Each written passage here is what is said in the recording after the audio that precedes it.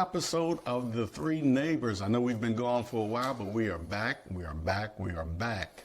So today we're going to start out talking a little bit about some of the recent life events that my two buddies have had here. I really haven't had anything that's changed, but we've got some new additions to the family, and we want to hear all about it. So, either one of y'all want to kick it off? I think it's good to start with a grandpa. He doesn't like being called that, but... Look at this young face. That's not a grandpa. Yeah, I know. And it's just very recent, actually. Yeah. How's that for? Yeah, very recent. So, and I love being called grandpa. I'm embracing it. Yeah, I absolutely love it. But yeah, my son and his wife have a new baby boy that came into this world here last week, and we're super excited. So, and I know you and I had talked about some of the things, and it's kind of like riding a bike. You know, you understand that when you first get into the role of being a father, it's the most delicate thing you've ever held. You know, you don't want to break it or bend it or anything like that, and it's just amazing seeing your son or daughter or whatever be able to experience, that new gift. And I don't know, it's just it was an exciting moment for me. And the difficult time was leaving. Yeah. Because, as you guys know, my son's about 5 hours away from here. My son and his wife live quite a ways. So, being able to get in the car and come home when you want to be there is pretty exciting. Right. And then you have a new boy as well. That I wanted to ask, because he mentioned that he actually enjoys being called grandpa. Okay. What do you like about it? Because for most people, that's not a level they want to have. Well, they usually look a little older than Dave that want to be called grandpa. Yeah. So why do you actually like the level? It's a good thing, I think. Yeah. But what is it about it that you like? Because now I can spoil a child. Mm-hmm. It's that you know it's coming, and you know that while you have to adhere to any parenting advice or recommendations that the parents have, as long as you don't go outside drastically those guidelines, I just look forward to spending time with my grandson that maybe I wasn't able to spend with my son. So you can call it selfish, you can call it catching up, or, maybe filling in the pieces. And I spent a lot of time with both of my kids growing up, but there's work too. And I think when you try to balance work and family, raising kids and all that stuff, you're going to miss out on some time. Oh, absolutely. And there's nobody that goes to their grave saying, I wish I worked more. Yeah. Right. We all say, hey, we wish we spent more time with the family. So being a grandfather, I just think that I'm able to to spend more time. Yeah, it is. That's a good way to put it. Yeah, that's amazing. That's amazing. I'm sure you're going to be taking several of those 4-hour, 5-hour trips as often as you can. Weekend, as much as I can. And of course, he's moving closer here. Good. Yeah. So he accepted a new position, which will bring him a little closer. And 3 hours now. Oh, perfect. Yeah, you mentioned the two interstates. You get familiar with that. I'm like, it is. Because the more you do it, the more easy it gets. Yeah. Right? Absolutely. Yeah. That's exciting. Hey, Sean, if you're watching this, we just want to say congratulations. We're super happy for you, man. Absolutely. Yeah. Okay. Yeah, let's hear about you. So we kind of added a second to our family, and he came in, I think, last month, and 2 months ago now. Time's flying. I tell you, man, I'm still catching up on the sleep. And for most of you, which is part of the reason why our videos haven't really been up as they used to. A lot has been happening, but I think having our second is such a blessing because his personality is so different from our first. We enjoy everything about our son, Victor, but having his brother coming, it's fascinating how, they look alike, but they're completely two different people with two different personality, and it's just fascinating. And seeing how the older brother loves the younger brother, wants to cuddle him, wants to hold him, it's just amazing. But I think the challenge is just balance and sleep, because it's like sleeplessness 2.0 now. Yeah, it's but we'll get, it's seasonal. It's just for a season. Hopefully we can get on the other side sane, you know. Yeah, but it's such a blessing, and we're excited. Is he getting into a habit now of sleeping through the night, or He is. to some point? Yeah, he is better off than his elder brother, because I feel like we over-pampered the brother in some ways, but this time around we're gonna do it well. So he sleeps out throughout the night and just occasionally kind of wants his milk, but he's a good boy. That's good to hear with Vic and how he's treating him, because there's really no medium there. Yeah. When a sibling comes on board, especially a new one. When I say new, I mean the second child, because it's either selfishness and I don't want to have anything to do, versus total embracement. Yeah. So I'm glad to hear that he stepped up to be that. Yeah, no, he's an amazing boy. Yeah, we were so blessed. Initially, he wasn't sure what was going on, but then after a couple of weeks, he realized he was waking up with this mat every day. So he realized this is my Kid is here to stay. Yeah, so, and he loves babies, and he started to want to play. He gets to be rough sometime, but got to teach him how to be gentle, and now he wants to carry his baby brother, and he wants to comb his hair. It's kind of amazing. Yeah. The one thing you mentioned, and as your boys continue to grow, you'll see this is difference in the personalities. Like you have two kids that come from the same two parents, Right. and you get to see the personalities are totally different. It's like, especially as they get older and they're raised in the same household, and you're like, wow, how are these kids so different? I know. And they've had the same experiences, the same exposures, but personalities can just And it that's the right time you start to pick out what you think the child might be good at. Not that you're going to impose that on them, Like I know our boy Victor is very outgoing. He loves sports. I don't know, the other one probably would also love sports, because I do want him to play sports to make some money. Yeah, For me, yeah, I do want to retire early, so why do I say that? But they can do whatever they want. But I think genetically we're a very athletic family, so why not tap into the genes and do something with your life before 25 and make all the money I need. then daddy can retire. I know we can married. we can do other things, later on. But it's amazing to see that difference. The brother is much more he analyzes a lot, and it's very brilliant. And he might be an intellectual like the father, So we'll see. Well, you talk about the different personalities. Kevin just brought that up, and I think a lot of that, because you bring up just an interesting point, and that is the family dynamic is the same. So it lets you know how much their peers influence them as they continue to grow. Right. And that's the danger. And sometimes, even as a young parent, it's a concern of mine. I'm concerned about the kids that my kids are exposed to now.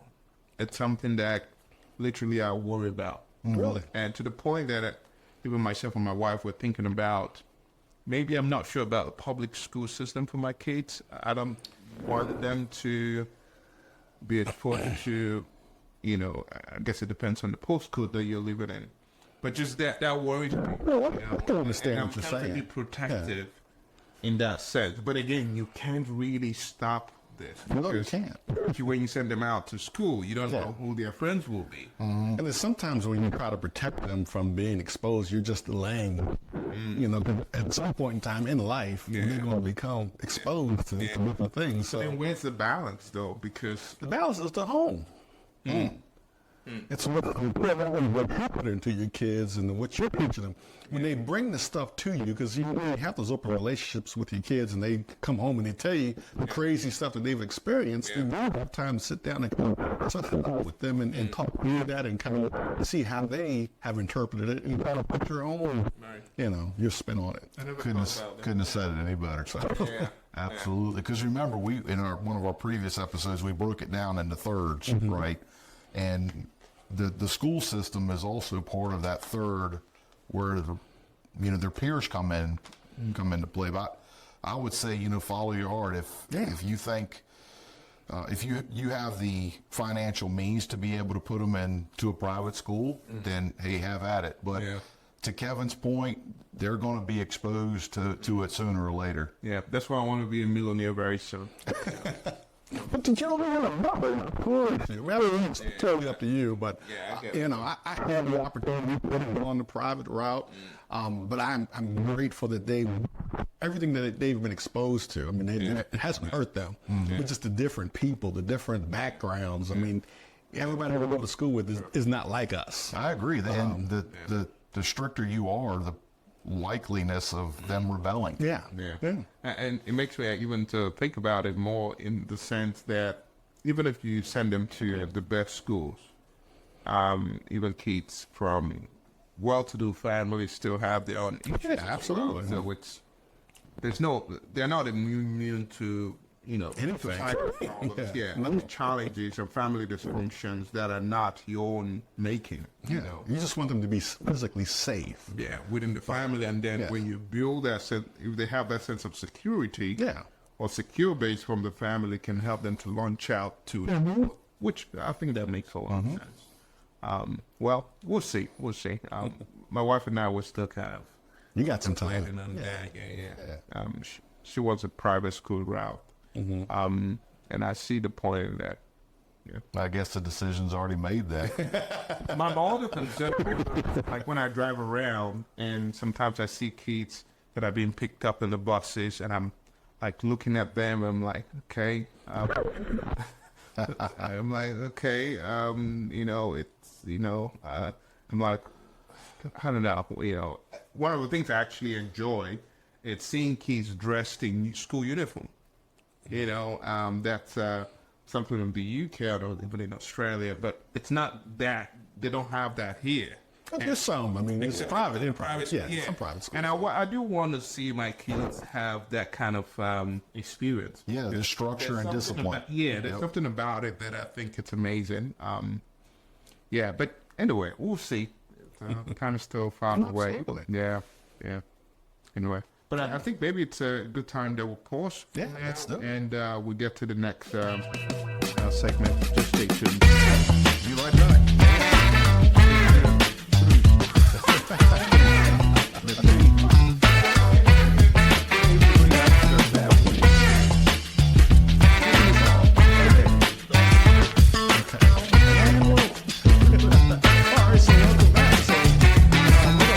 Sharp right turn, and we're going to talk a little bit today about situational awareness and what we do in our personal day-to-day lives to keep our families safe, to keep ourselves safe when we're out and about, when we're in our homes.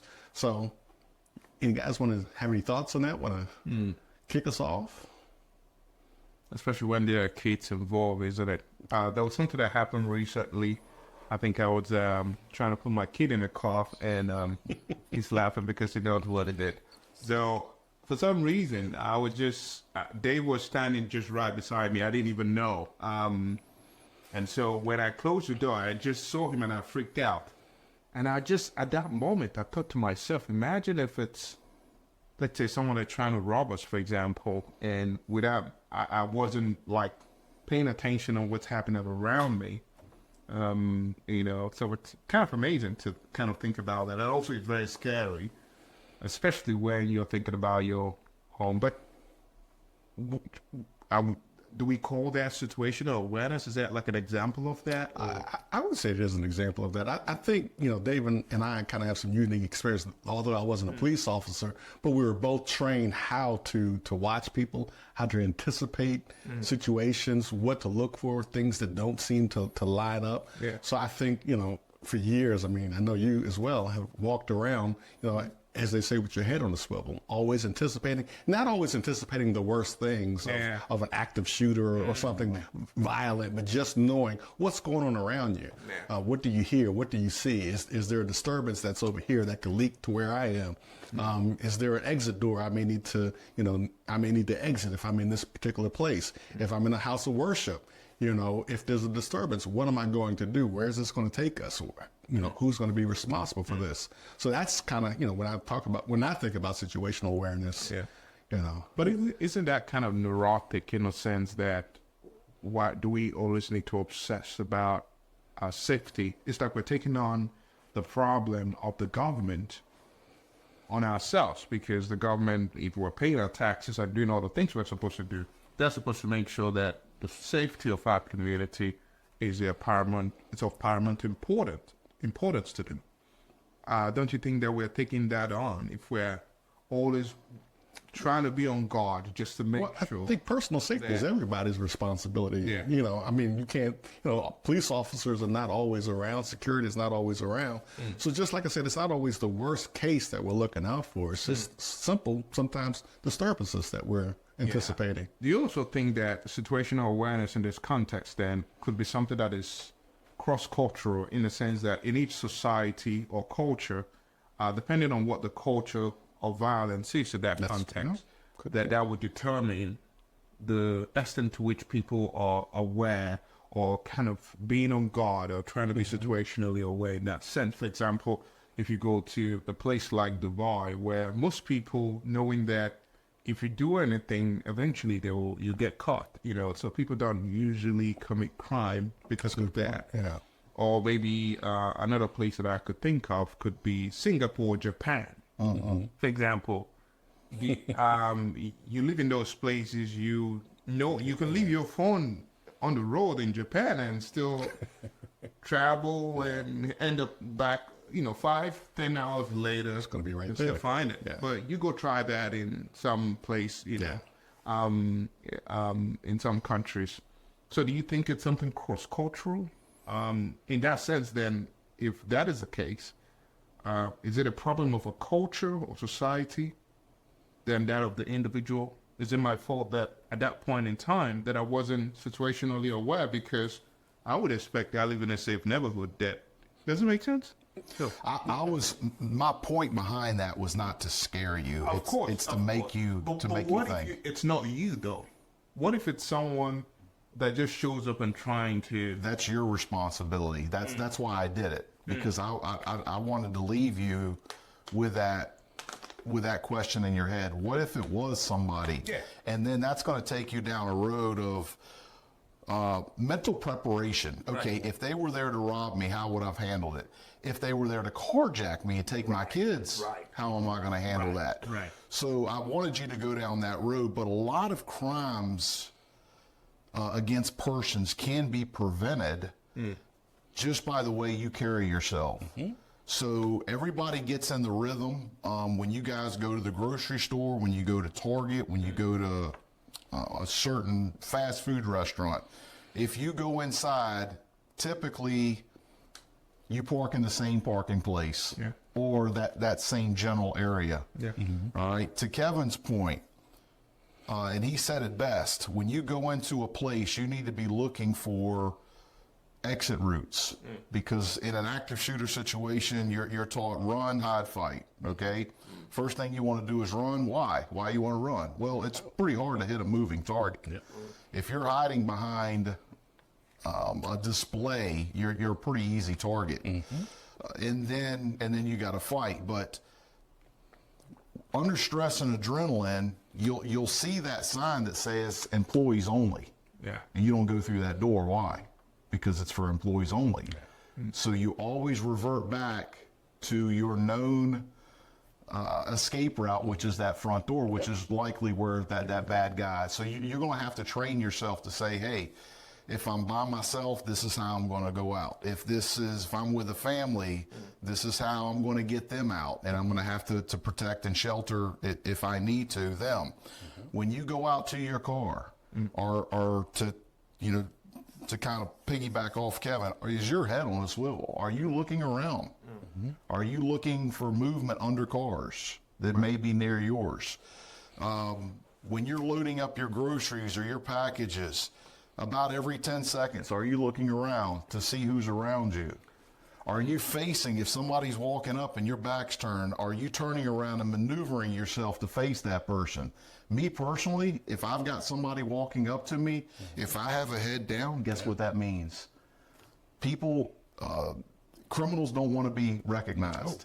So I want to, if you're walking to me, I'm going to say, hey, what's going on? How's it going? With a level of confidence. I see you. Because guess what? Yeah, that's right. Because guess what? That person, all he needs is time. So he's going to let you get in your car, and he's going to wait for the next person who comes out on their phone, not paying it. Yep. And now he's going to get your wallet, your car, and anything else. Wow.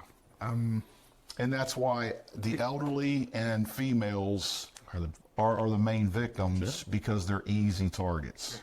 Again, I say go back whether this is more of a cultural thing than anything. Maybe, And yeah, I think you're absolutely right. maybe it's contingent on the society that you are, or the place that you are living in, I think. Because in most there are certain places that you don't need to worry about that. Why? Because nobody would just come to rob you. How many times have you watched the news and a witness said, That never happens here. yep, that never happens here. But maybe, but also, I don't know, maybe it has to do with, because the reason why I'm challenging that notion is just the fact that it creates some kind of neuroticness where you're always overthinking things. And I know, especially if you're living in some places, especially, and I see a lot of military veterans that, have PTSD, and they're always on guard. Like even when they're done, they're retired. It's a good thing to some extent, but normalizing that as normal behavior, I don't know if it is. It should be, because it might be a reflection of other things as well. Because It took me several years to go into a restaurant and put my back to the door after leaving the police department. As you guys know, I still work with law enforcement. When we go to lunch, I intentionally put my back to the door, because that's where the guns are, facing and that I way. learned doing that, like even when I go with my family, I always want to sit, just because I've heard people talk about it. Also, you mentioned that as well at some point when we were talking, and I took note of that. I'm like, okay, maybe because anything could happen. I live in a country where anyone owns a gun. Anyone could own a gun. So you just have to kind of be ready at any time. But that also creates uneasiness, because it means there are places that I can't just normally go, because the risk of any kind of violent encounter is more there. Yeah. Right? Even though I would normally wanted to just see what's going on there. Like I remember when I went to one of the places, I think around Newport News. And man, I was so on guard. I wanted to explore things, but based on what I've heard, Yeah, well. it's difficult to do that. And I don't know if it's a good thing, because it creates an unnecessary fear of your I think it's more of just a preparation, like you said, in the term, just an awareness, just be aware. It's not, I don't think we obsess over it. I don't know, maybe it's just the third sense that we have that, hey, when we're out and about, especially in crowds. And like I said, it's not always the anticipation of an active shooter. Like I said, sometimes it's just a simple disruption that may or may not. But is it normal that those things happen? Is it normal? Yes or no? Is it normal? Well, what's your definition of normal? I mean, that every now and then you expect that something might happen, or that let's say you're going and you finish your grocery shopping and you're putting your stuff in the car, and someone just shows up and try to rob you. That's not normal behavior. I'm not saying expect it. I'm saying, I think what Kevin and I are saying is prepare for it, prepare mentally on how you would handle that. Now, it all goes out the window when stress and adrenaline kicks in, and you hear this a lot. I have walked through this scenario in my head multiple times, and then when it happened, I wasn't able to move. I was silent. I was still. I couldn't talk, and all that other good stuff. So But I think it's a good idea to at least prepare for it. And you know, you guys know I'm armed, especially during the winter months where I have clothing on. I'm always armed, and I'm ready for that. So I'd rather be tried by 12 than carried by 6. My neighbor. So if anything happens, all I need just to send him a text message, and I'll just hide under the cover. So yeah, he will come, Blaine. He will come. There's an expectation of government to come in because we pay our taxes to be there for us. But it all depends on it. You know, we're based out of Virginia Beach, and I will tell you, if something happens, the response time's pretty good, right? I think they would be here within 3-4 minutes. 3-4 minutes is a long time. But if the society is working, it's functioning the way it should, some things shouldn't be happening to start with. So it's more or less a problem of the society, which is nobody's. I wouldn't say it's individual problems, but I think the government have a responsibility to fix that. Yeah. So that, yes, it's good to be aware of your environment, but it should be an anomaly that if at all something happens. And if at all it happens, you know, there should be some kind of responsibility to figure out why did it happen so that it never happens again. Kevin? But it looks like it's been normalized. I think in your mind, you're thinking of the worst case. And I go back to the worst case of an active shooter, a violent situation. It could be you're in an amusement park with your family. That's what I'm saying. And let's just say a fight breaks out close to your family. What are you going to do with your family? Yeah. What are you prepared to do to protect your family? You know, if your child gets away from you, what are you prepared to do? Probably the lion in me will come out, but you know, It will. It will. It's sad Absolutely. that it's, you know, nowadays when I go even to Walmart, I'm always on guard. Like, Good. I'm like, you know, anything can happen, right? So being that way, But you say, also it's sad as well because No, it's not. more of a failure of society, don't you think so?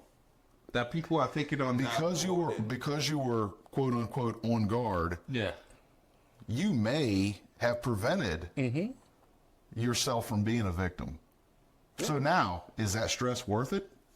Because somebody's hiding behind that car and they see you coming out and they're like, oh, that's it. Oh my gosh, he's looking around. He's really protective over his family. I'll wait. It is. Not that I'm not saying that it's not good to be aware of our environment. It's important, but what I'm saying it's more of also doing that. Societies where people take on that burden, burden of security. It's, I don't want to say a failed society, but it's a society that's grappling with security challenges, and something should be done about that. It shouldn't be normalized, you know, and that escalates into different things. Yeah. Like I talked about the other day when I'm traveling at the airport, especially within the U.S., people have to raise up their hands, and that's not normal. And it's also part of that normalization of insecurity that anything can happen, and it's kind of escalating and having some kind of effect in it, in the way people carry themselves. You'll never fix it. And you talked about fixing it. We can talk about it. Yeah, we can talk about it. But if there was a But fix, it's not our responsibility. we wouldn't have a law. We wouldn't have law enforcement. We wouldn't have police. It's not our responsibility. I think the government should do more in ensuring that our environment is safe. Like what? Everything's already on the books. Yeah. There's nothing more you can do to ensure safety. There's crime. There's I punishment. could think of practical things. The solutions can't be physical actions or physical intervention. It has to be psychological. First, there are things that we do. First of all, let's say when traveling through airport security, people don't need to raise their hands as if they're being frisked and searched or something like that. There could be a different way to do that. Okay. Psychologically, that can work in allowing people to not feel uneasy all the time. And we could think about different aspects of society where those kind of measures have been normalized and find a way to de-escalate that. It's not something that will happen overnight. It will take a cultural shift to move people from that mindset of violence to where, you know, things are kind of, it's okay to just live your life without thinking that someone might shoot you. Of course, this also comes back to gun control. What do we do about that as well? Maybe you got people. As a matter of fact, there was a guy it was somewhere over there in England or somewhere like that. Guy goes on a stabbing spree. Yeah, man, it's all about the knife control now. Let's talk about knife control. Let's do that. But in England, at least. In England, it's kind of different in the sense that you have the news kind of blow that out of proportion, but it doesn't usually happen all the time like that. Did it happen? But there's some sense of security when you're there, and you don't need to worry.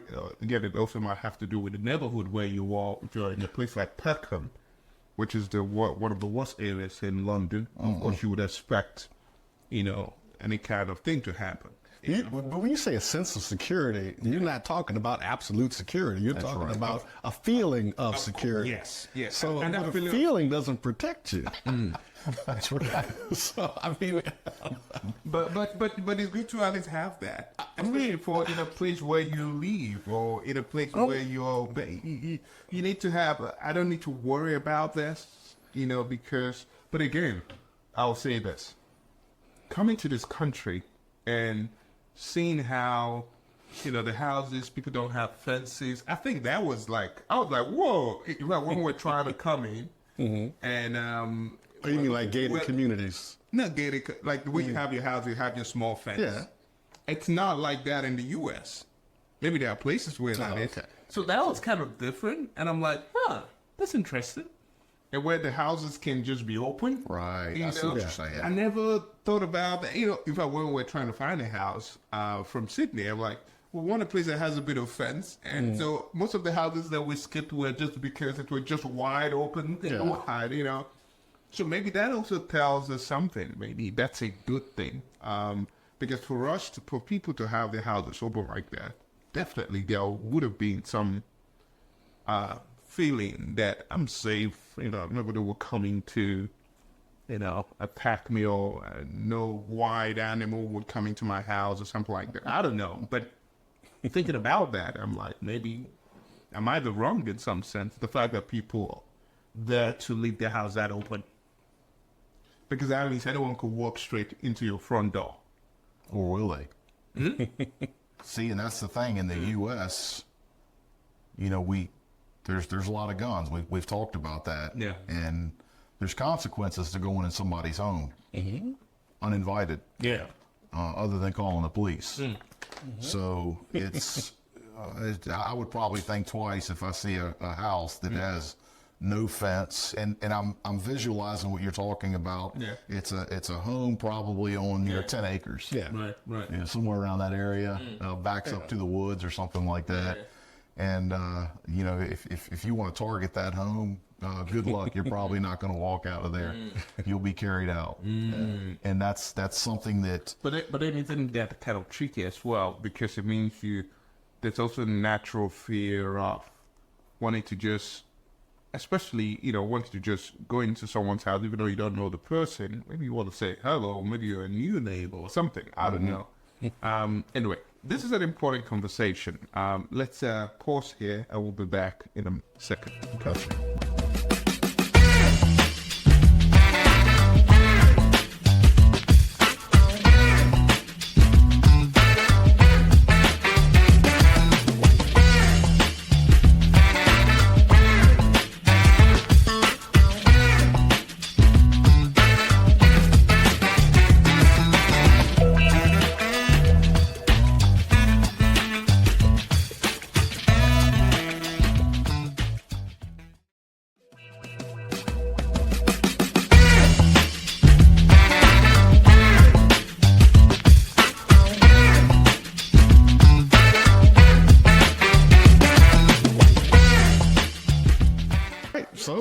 So we're back. Welcome back. Back to the three neighbors. So now we're going to kind of switch gears now. We're going to kind of focus on the safety within our neighborhood. So some of the steps that we take to protect our homes, to free our areas of crime. So, I think we all live in a pretty low crime area. I think I've been here, 15, almost 20 years now. Very little crime. We've had some incidents, but I think there's some things that we do. I think we both have cameras on our houses. We have locks. We watch out for each other. I know you're fairly new to the neighborhood. What was your assessment when you moved here in terms of preventing crime? I think you could always tell how safe a neighborhood is when you drive in. You could get the feeling. There are places that you drive and it's kind of airy in a way. You're like, this place, you're not sure. It's a vibe. Yeah. You could feel it. Like when I drove in, I just like, I got that feeling of safety, which was also very important for me. Probably if I was younger, I wouldn't mind living around the Norfolk area, one of the block of flats. I mean, if I wasn't married. But I think it was pretty okay. I only had the gunshots just once. Okay. There was around the time there was something that happened, but not close to this place, just further away. And I can't remember why there was gunshot, but that was the only time that I had that. But they're pretty safe. There are a lot of guns, so you hear gunshots in any community, really. I mean, but overall, I think it was, I think we live in a great place. I'm blessed to. So you also got to look at the geographic layout of this neighborhood too. In a vehicle, it's one way in and one way out, and that makes a difference. That right there will reduce crime because if you're in a vehicle, you have to come out the same direction as you came in. So that's really good. That's what I liked about the community. I like the uniformity. Everything kind of looks the same. Not too much cookie cutter stuff, but with Ring cameras, everybody's got them now. Regular cameras, blinks, and all these other cameras that are a sense of crime prevention. They do deter. If you have signs outside of your house from a major alarm company, everybody's familiar with that. That's a deterrent too. Also, shrubbery.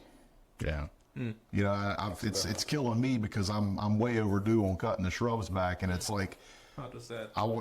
Because if you have shrubs that grow up around your front door, it's an easy hiding place. It is. So as you're coming in the house, you've got the kids, your wife, maybe some packages. You're overwhelmed, and now you've got somebody hidden in the bushes right beside you. So you're probably the best at keeping shrubbery clean and meticulous and all that other good stuff, but you got to look at where people can possibly hide and understand they're scoping out the neighborhood. They're seeing when you leave, when you come home, if you're the target. Okay, let's say I just know that Vic has a safe full of money, all right, which is probably true because you're the wealthy one here. But but if I'm trying to target your house, first thing I'm going to look for is, does he have cameras? Where's the places I can enter at? And it's probably going to be through a window where shrubbery is hiding that. Then I'm going to start looking at your daily events. What time do you leave? What time do you come home? People coming in and out of the residence, But right? how can the person monitor all of that, though? It's actually maybe the person is in a different house in the neighborhood, because if you're an outsider, you can easily. or you sit in your car and you watch, and But if you're not situationally aware of people sitting in your neighborhood, But you may not see them. it's not really common for someone random person to just pack in a place that they don't leave. Yeah, and that's the good thing of that. Because I could always tell if cars that are parked that are not, I don't know who owns the place. Usually sometimes I text you or I'm like, I see, because you're aware. There was a time that someone that was working for Jess, I think the husband came to pick her up, and he was parked right in front at the other side, and I was looking at the car, I'm like, this song, it's in this car for a while now. I was actually just like, oh, it's the lady's husband. But They're looking for anything abnormal, and you brought that up. You noticed that something wasn't right about that. And I'm not saying that's all of those are the same portions of the elements of the crime. It could be broken up to say, hey, does he have cameras? Or, it's not an and, it could possibly be an or. Anybody can get into a house It's just what's the most vulnerable location? What's the easiest way to come in? Right. And then we What do you think about capitalize the on that. back fence? Because that could be, you talk about the front doors, right? Most people, if they want to come into your house, probably wouldn't use the front door because that's the most protected. People are more, cautious about the place.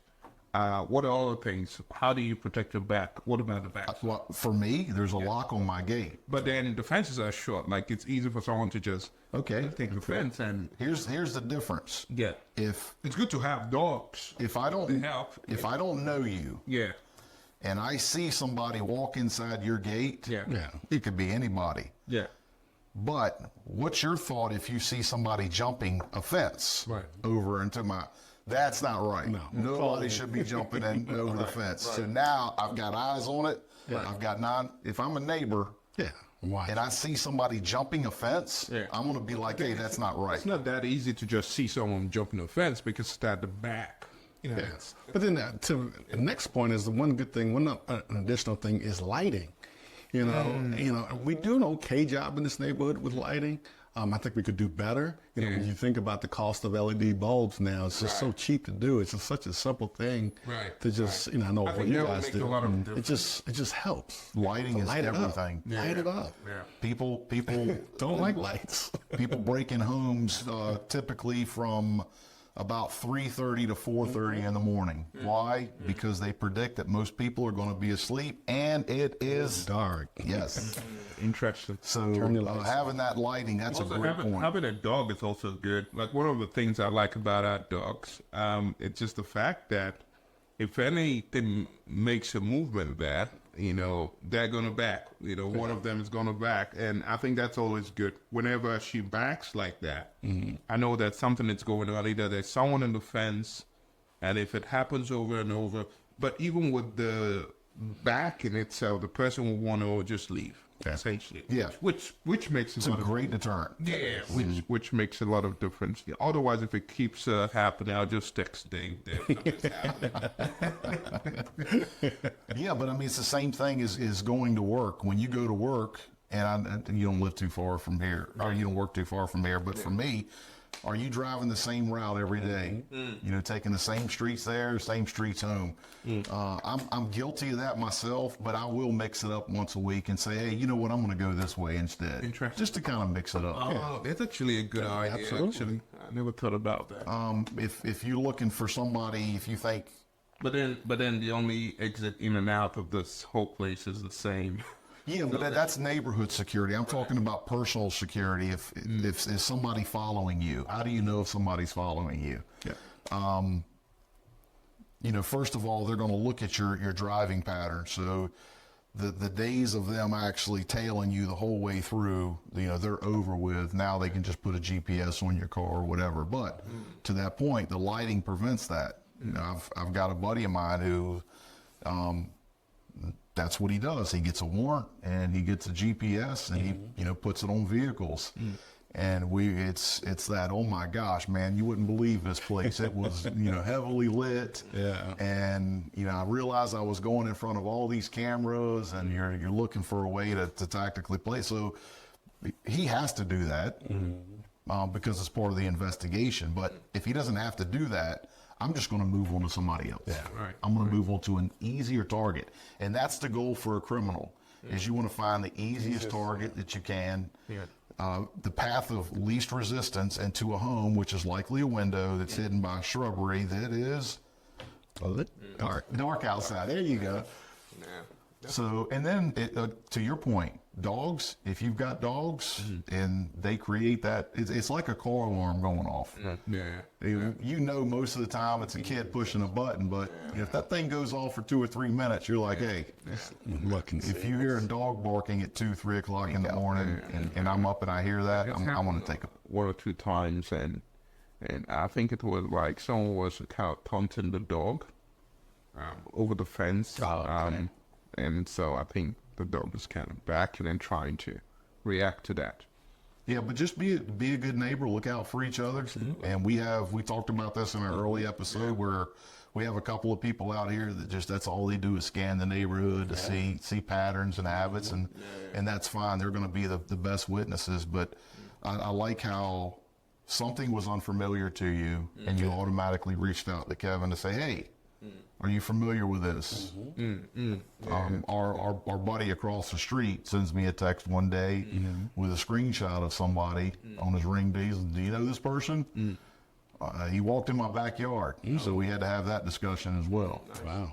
So yeah, just communication and do what you can to minimize. You're not going to prevent it, but to minimize the chance of you being a victim. Yeah. That's the name of the game. It's kind of sad, though. You know, we live in a world where we have to kind of take on all this burden of security. Maybe there's no utopian place. That's right. Maybe it's part of the fallen nature of being human, where, you know, we'd always have to look after ourselves and just to make sure that we're safe. I wish it would have been great if we live in a society where all those is taken care of, but maybe it's not here on Earth. So. And we can't explain it. We can't understand it because we were all raised differently with, you know, morals and, you know, trying to do right by people. And there's just evil people out there. Yeah. And you got to deal with them. There's got to be consequences to actions. Yeah. And it's funny, it kind of reminds me, you know, the story of Adam and Eve in the Bible, that even with the first humans on Earth, they still felt that sense of insecurity, especially after they ate the fruit. They were kind of always on guard and wanting to protect themselves. Even though technically, if you think about it, there was nothing, no one was trying to, you know, get into that. But still, that sense of insecurity theologically might have started from that. And maybe it's a part of human nature. That it's a part of human nature until we find peace, you know. Any final thoughts, Kev? No, I think you pretty much said it all. I didn't want to go preachy and pastor. No, I like it. That's a good place to wrap it up. It's just part of our human nature, you know. So, and it's one of those things that we'll have to wrestle with until we find security in something greater than ourselves, you know. That's right. Yeah. But hey, guys, it's been wonderful speaking to you this week, and thank you for hanging in there. We know we've not been as frequent as we should be, but we want to kind of release new episodes once every 2 weeks. That will help us to kind of pace ourselves as well. But thank you for being part of this journey. And I'm Victor. Kevin. Dave. And See ya. 3 neighbors. Bye.